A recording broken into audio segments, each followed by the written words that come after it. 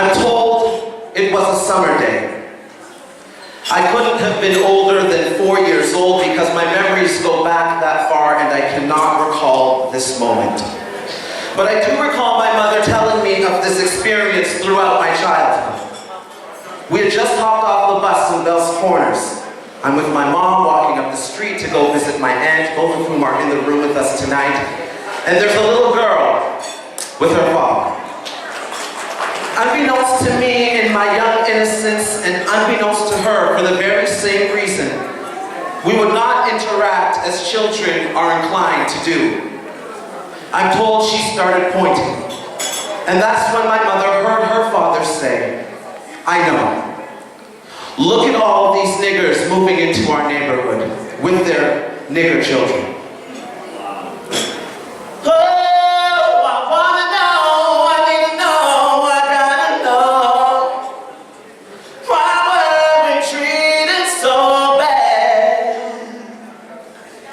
I feel like it was important for me to know that story at a young age. It would prepare me for the understanding that negativity could be hurled in my direction just because of my skin. It would condition me for the complexities of colorism, racism, and prejudice. And there would be several more memorable instances of each that would follow. At about 8 years old, I can recall minding my own business at school, probably chowing down on a PB&J or ham and cheese sandwich. I would have also been equipped with a juice box or Dunkaroos to snack on. Lunches were predictable back then. But this interaction was not. Towering over me would be a lunch monitor. I knew her well, I liked her, I thought she liked me up until this point in time. And she asked the infamous question, "Where are you from?" I proudly answered, "Canada." She told me, "No." An argumentative form of interrogation would follow until she could trace my heritage to the country of my parents' birth. Jamaica, she finally concluded, looking satisfied as though she had won the debate with an 8-year-old. I was born by the river. Now, I may not have been born by the river, but I know I was born at Riverside Hospital, September 10th, 1987. And this awkward obsession or unwarranted love affair white Canadians seemingly had to make non-white Canadians feel less Canadian would follow me for the rest of my days. In a little tent, oh, just like the river had been running. At times, the question would be confrontational, like my interaction with that lunch monitor. Most often, it would be natural curiosity. But the end result is always the same, reopening old wounds of feeling rejected and having your citizenship revoked by societal definitions. To be Canadian is to be white. To be non-white is to be something else requiring explanation of how you got here. It's been a long time coming, but I know change gonna come. Like the Canadian Renaissance, change is coming. I can feel it. But identity is a funny thing. I was raised to answer Canadian. However, I've been conditioned to give the answer that is expected of me. The answer that people are looking for. And so with my upbringing and frequent visits home that required a day of travel and airplanes, I inevitably became more Jamaican by virtue of where there was acceptance. Not just tolerance, but acceptance. Now, if you're wondering why I keep breaking into song, I should take the time to note that I feel we all have a soundtrack to our lives, filled with hurt, joy, love, and celebration. Personally, music is a trigger for me. There are some hymns I can't even listen to because I've associated them with funerals or times of loss and grief. So I lean on music when statements can't capture the feeling. And I lean on music to get me through the best of times and the worst of times. And truthfully, I'm leaning on music to get me through this keynote address where I feel vulnerable telling my own story in spite of telling the story of others on a daily basis. This is my truth. Why should I feel discouraged? Tell me why should the shadows come? Over the years, I have come to realize only situations around race seem to conjure up offensive flattery. Your teeth are so nice and white against your dark skin. Black people are so athletic. Do you play basketball or football? None of the above. You see, isolating part of those phrases or questions are fair game, but strung together and uttered in a single breath, the underlying tones are tied to sweeping generalizations around what it means to be black. But my favorite, sarcastically speaking, through elementary and secondary school years was, "You speak so well." You speak so well. This statement, as complimentary as it is, would lay the foundation for my young understanding of lowered expectations. Evidently, the offense doesn't lie in the kind words, but rather the mindset that gave those words life in the first place. Because from where I was sitting, I spoke like everyone else I went to school with.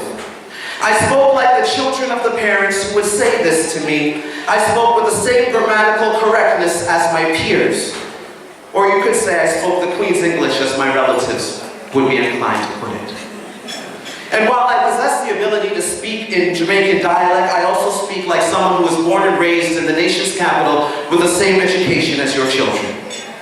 And so when you speak so well is accompanied by surprise and merriment, it makes one wonder, what did you expect? Amen. Was the color of my skin supposed to produce something different, something less than? Did you anticipate an accent, slang? Should I have been struggling for words? Because it would appear you expect less of me because of my melanin-filled skin. At times, benefit of the doubt and wanting to believe this wasn't the case clouded my gut instinct, but interpretation of tone and careful observation provided clarity. I could see and hear the difference. Standard expectations of my white counterparts lowered expectations of myself. Expectations so low it wasn't even good enough to be on their level. You had to look better, sound better, be better in order to be treated the same. Privilege was their birthright, it was not mine. When Jesus is my portion, it's no wonder that throughout the course of history, humanity has had to lean on faith.